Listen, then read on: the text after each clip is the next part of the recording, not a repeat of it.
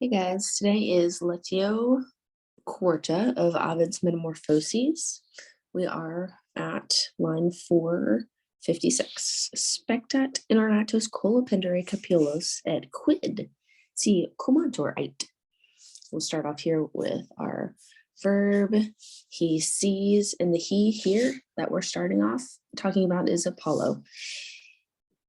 He sees pendere hanging down, colo on her neck, the inornatos capillos, the unordered or the disheveled hair. And this is plural here. This form of the word is like her hairs, kind of, but in English we say that singularly. Et and ait, he says. Quid si comantur? What if they were, so you can see the nt in here, and this is a passive verb ending, so I'm going to go ahead and box this as a main verb. What if they are arranged? What if they were arranged? Read it, and he also sees. So at this point, Apollo's looking down at Daphne running around through the forest. Her hair is all loose, it's like flowing behind her, kind of. And it's not brushed, it's not fixed, it's not ordered.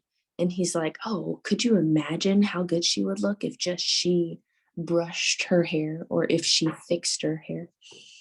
And he also looks down and he sees, let's see, we're going to say that he sees oculos micantes, her shining eyes, shining igne with a gleam, maybe with fire. And her micantes oculos, her eyes shining with fire, similes, similar. So her eyes are similar to stars, sideribus. So this is dative, 2 stars. He also weeded, that box is kind of big, that's okay. He weeded, now we're gonna weed it, let's see, oscula. Oscula, this is neuter plural, that A means neuter plural. He sees her little lips, her little mouth. We're going to say lips. Oscula is the word for kiss. Well, osculum is the word for kiss. Oscula is the word for like kisses, plural. It's because that's what happens when you form your mouth into a little mouth. Like you like scrunch your lips together, and that's what a kiss is, right? It's like you're like not looking at my face. Okay. He sees her lips, her little lips, quae, which, and here's creepy part, non est, we just say satis. Est, it is not, which it is not satis enough, we just say to have seen. It is not enough for him to just have seen her lips. And then he stops, he's going to keep going and describing more parts of her body. But at this moment we see, oh, he sees her lips and her mouth and her face, and it's not enough for him just to see, just to watch her from a distance. So he's going to pursue her at some point because he wants to kiss her lips or touch her face or whatever. Laudat, he praises. And you know what? I'm going to go ahead and say here, weed it, and we just say those are that like repetition of this word emphasizes that he's watching her, he sees her. So spectat also is like another form of a word to see, but he sees her, he's watching her, and he keeps watching her. So that repetition shows that he keeps watching her. Okay, so now we see the enclitic quae, which just means and at the beginning of the word. So I'm going to put a little and sign here, percent here, brachiaque, same thing. Oh, sorry guys. And sign here. And all of these I'm looking at look pretty accusative to me. and he praises. So he's watching her, and he praises her hands. Or no, sorry, dictos, her fingers. Her fingers, her hands. And remember, this is fourth declension, so the US actually is plural. Accusative. He sees her fingers. He sees her hands. So he's kind of like moving up her body. He praises her fingers. He praises her hands. Then he praises her brachio, which are her arms. And here, because of the progression, we think this is the bottom part of her arms, because you're starting with the fingers and you're moving up to the hands and you're moving up the arm. And nudos, media plus parte lacertos. And he sees her lacertos, her upper arms. So he's like moving from the tips of her fingers all the way up her body. And here it kind of teases the reader. You see the nudos part, which means nude or bare. So he sees her arms and then he sees her bare plus media parte, more than half the part, more than like half of the part of her lacertos are bare. And then finally we get to lacertos which means like her arms or her upper arms. Because you're kind of like, wait, what's bare? What? It's like holding you off. So I'm going to say that this is a digitos manus, B. No, I'm looking at the wrong part. Dang, that's not what I wanted to do. Sorry, guys. A, B is, I wanted to do that down here. Okay, so it's a silent verb. I wanted to do the chiasmus here. A, B, A. So take note, the A and A are accusative plural. The B and B, these are both ablative. A, long is ablative. E, third declension, adjective, ablative. A, B, B, A, this chiasmus. And you can think about this chiasmus being a word picture, how her two arms are on the sides, or what I think of is how we know that she's going to be bare, and the author puts off the noun that goes with this adjective bare until as like late as possible, to kind of hold the reader in suspense of what part of her body is going to end up being bare. And we can do that because of the freedom of Latin word order, and because these are accusative, those go together. And so that's kind of the function of the A, B, B, A of the chiasmus, is holding off until the very last moment that lacertos is the thing that's going to be bare up through the middle part of her shoulders. Oh, lacertos, I think can mean shoulders too. Okay, si qua latent. See if latent, they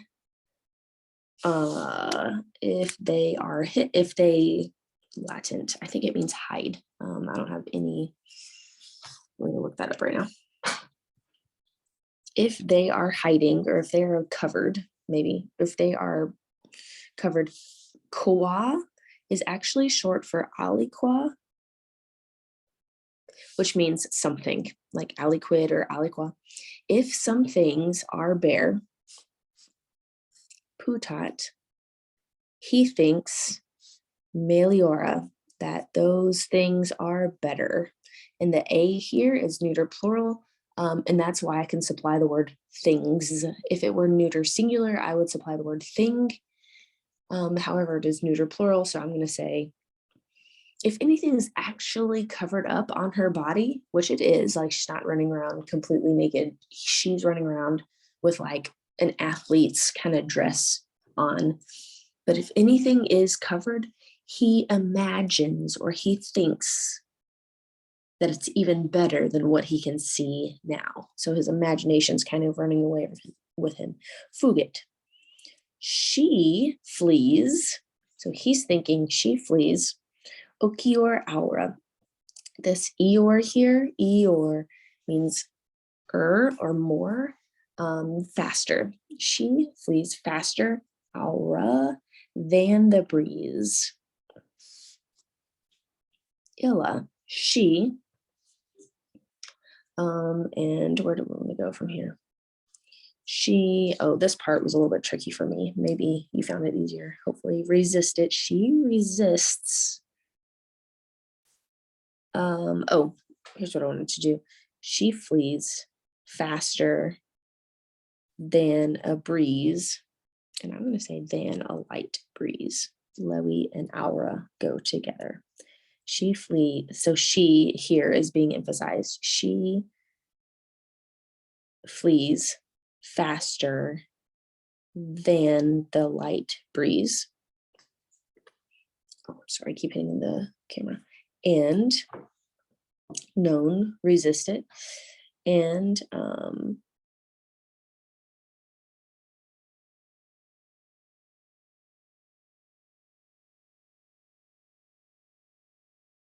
I have no idea what this nay is doing right here. And she resists.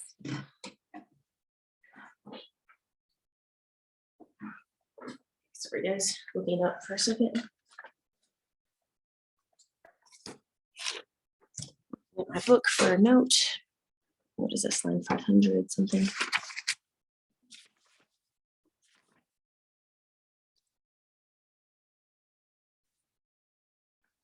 Oh, good, there's no note. Oh, resisto means to stop or to pause on the journey. Okay, so that actually makes way more sense. Resist it. Sisto, sistere means to stop. Race, sistere means to stop back again, or like to stop emphatically. So she does not stop. That makes so much more sense. Ad haec verba, at the words. This is accusative. And ad goes with haec and verba. Okay, so those go together. She does not stop at the words, at these words. Revocantis, and you see, so this is an ing word. This is an active participle. It just means, let's see, the nsnt equals ing. And this is genitive ending of the one calling her back, of the, I'm going to say, of him calling her back.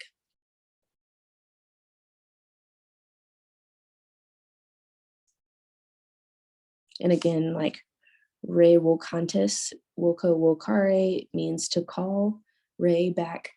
So this is Apollo. He's calling her, or we're realizing that he's like shouting after her, and he's calling her to come back to him, right? She's like fleeing faster than the breeze, faster than the light breeze. And here's what he says. So now we're going to go into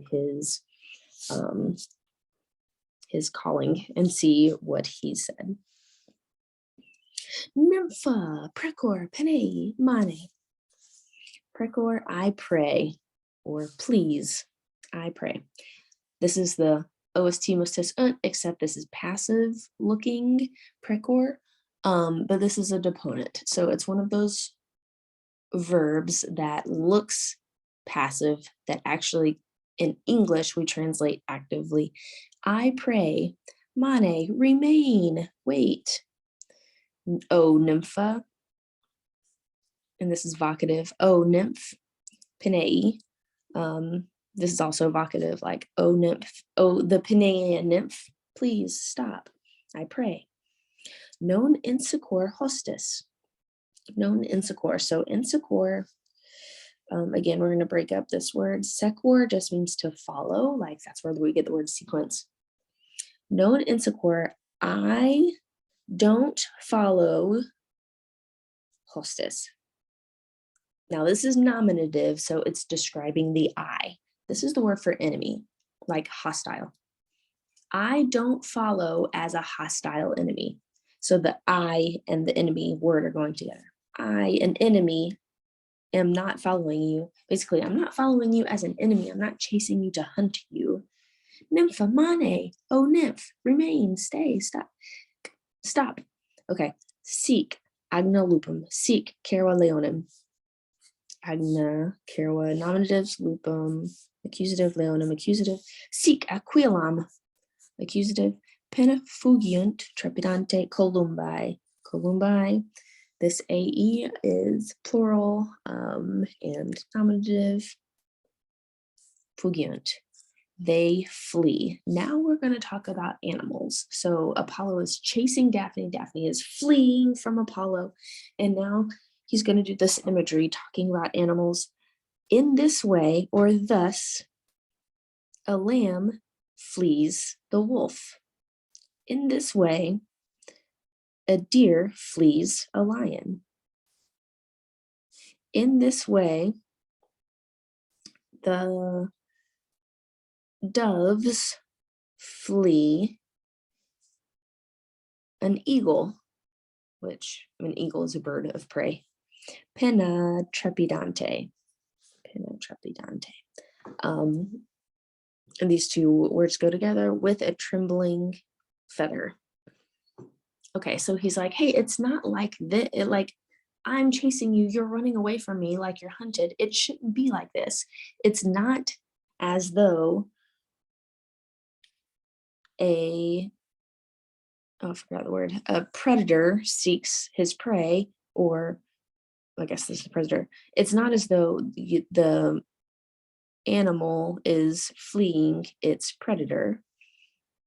It's not like that. And here I'm going to point out the literary device tricolon crescens. So tricolon, I'll write it, tricolon crescens. Tricolon, tri is the word for three. Crescens means increasing. And so whenever you have a group of three things and the amount of words in each group is increasing, that is called tricolon crescens. And it's a literary device, and it is something that is super easy to remember and use. So sic agna lupum is the first, what's a good, I could bracket it, I guess. Sic agna lupum, that's my first chunk. Sic carua leonum, that's my second chunk. Sic aquilam penafugium trepidante columbae, that's my third chunk. So do you see how like each one of these is a chunk of words, and they're all increasing, like 1, 2, 3, 4, 5, 6, 7, 8, 9.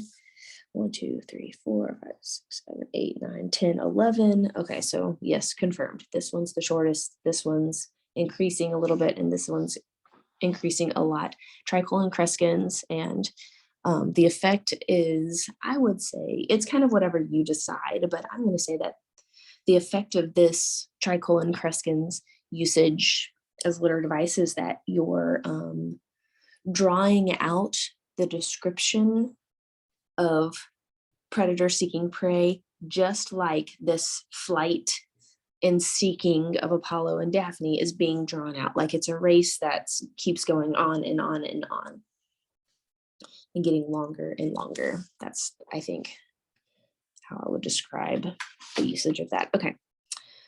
Hostes quaeque suos. Fugiant, this is the verb that we're going to continue to use.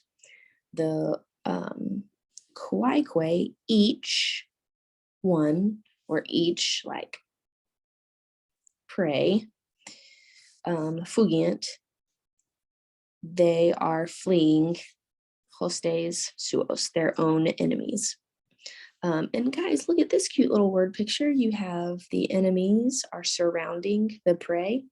So that's, I would say that little word picture is definitely intentional. Okay.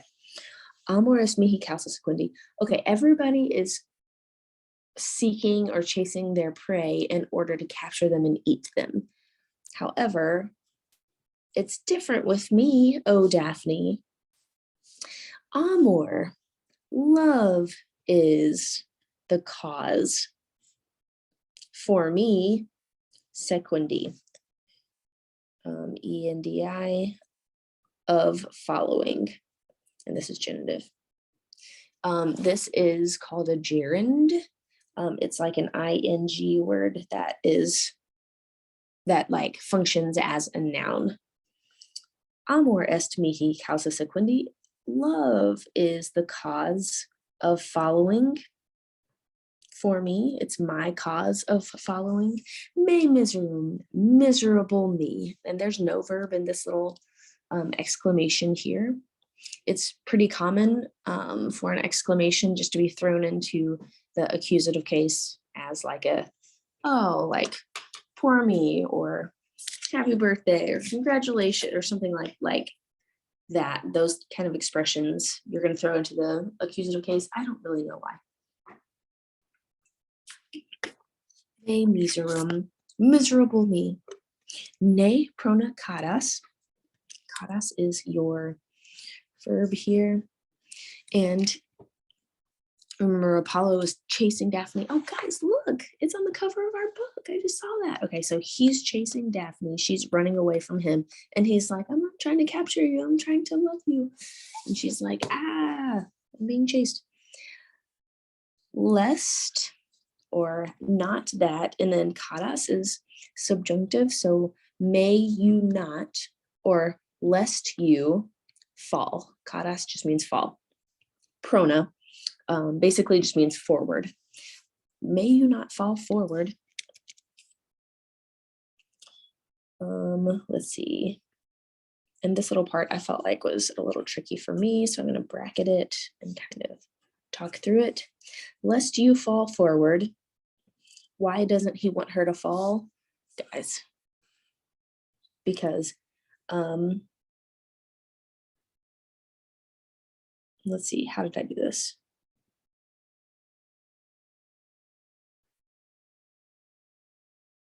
Oh, I wrote in my notes to see the book. Okay, whatever past me says. So it's 5-0. Okay.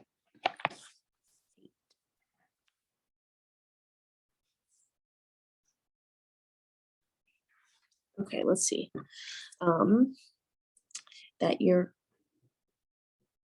We're gonna make syntaes. Okay, so syntaes could be nominative or accusative, plural. We know that the nominative needs to be plural, and crura could also be nominative or accusative, plural.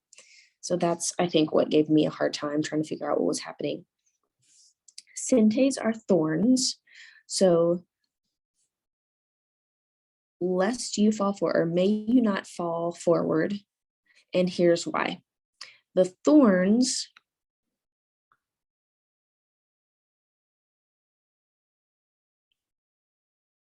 notent, might note, or might record, or may show. So I'm going to say like may record or may show.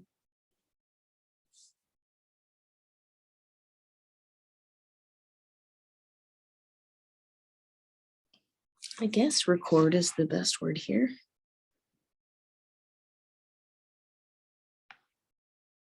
Oh, may bound, mark, or scar, or notice. I'm going to say scar. That's what we're actually looking for. May scar. The thorns may scar your crura, your knees. So don't run so fast, because I don't want you to fall. And if you fall, the thorns are going to scar or mark up your knees. And remember, I think that your body is so beautiful that I don't want your body to be hurt or blemished in any way. So it's not even that he wants her to stay safe and not get hurt. He just doesn't want a mar or a defect to be on her body, in my opinion. Indignave laedi. Okay, indigna, this is accusative also. It goes with knees. Unworthy, and then the way here just means or. Lest you fall, or the briars, the thorns may scar your knees. Unworthy, laedi, to be wounded. Laedi, So just as a quick reminder, lidere is the word, it means to wound. And then to flip most infinitives to be passive, you would change this last E to an I. However, in the third declension, you actually change the ERE to an I. To be wounded. The knees are unworthy to be wounded. It just means like her knees are so very beautiful. Her body, her skin is so pure and so beautiful that it is unworthy. It's undignified to be wounded. So he doesn't want her running so fast because she might fall, or because the thorns, the briars that she's running past may scar her body. Okay. Et sim tibi causa doloris. And if those things happen, if you fall or if you get marks from the brambles, sim, I may be. So this is the word for sum, like sum magistra, I am magistra. Sim is the subjunctive form of that. I know you've seen that before. I may be causa, the cause, doloris, of suffering, of sorrow, maybe. And I may be the cause of your sorrow. And tibi just means the cause to you of sorrow. So like your cause of sorrow. And so if he's like, oh, Daphne's so beautiful, I think I love her, I want to chase her, I want to look at her. But oh no, what if she falls? Or oh no, what if she gets scratched up? Then I am going to be the reason because I was chasing her. That's the reason that she fell in the first place. He doesn't want himself to be the cause of sorrow. Aspera, the quapopras locusant, they are, and then loca aspera go together. This is also neuter plural. The places are rough, or like the paths, the locations, the places are like, it's not a paved highway. It's like you're running through trails in the woods with roots sticking out. Like she could easily fall. The way is rough. The places are rough. Qua properas, where you are running or going about. Or like hurrying, where you hurry, the places are rough. Moderatius, okay, the IUS, this is an adverb. It just means like, this is kind of like the IOR, IUS. So this is where we get the word moderation. It means more slowly or like more reasonably. And the IUS just means more, right? So more moderately. Oro, I pray, I beg. Kure, run more moderately, I beg. So basically like runs, like slow down, run more slowly.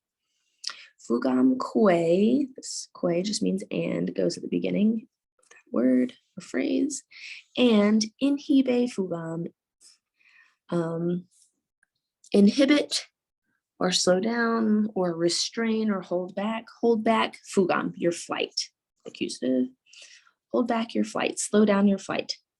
Moderatius, and moderatius here is repeated, and moderatius, more slowly, insequar ipse, I myself, insequar, will follow. The A. It could be subjunctive. I may follow you more slowly, or I will follow you more slowly. This is like future or subjunctive form. I think it's probably future in the sense. Okay. You have moderatius and moderatius are repeated here. And he's like, if you slow down, I'll slow down. And that repetition is just emphasizing that she does her part more slowly, he'll do his part more slowly. And so that's why he repeats it, to emphasize like, hey, I know you want me to slow down. How about this? You slow down first and then I'll slow down. Because she's running for her very life. Guys, it was fun. Okay, let's translate together again sometime. Bye.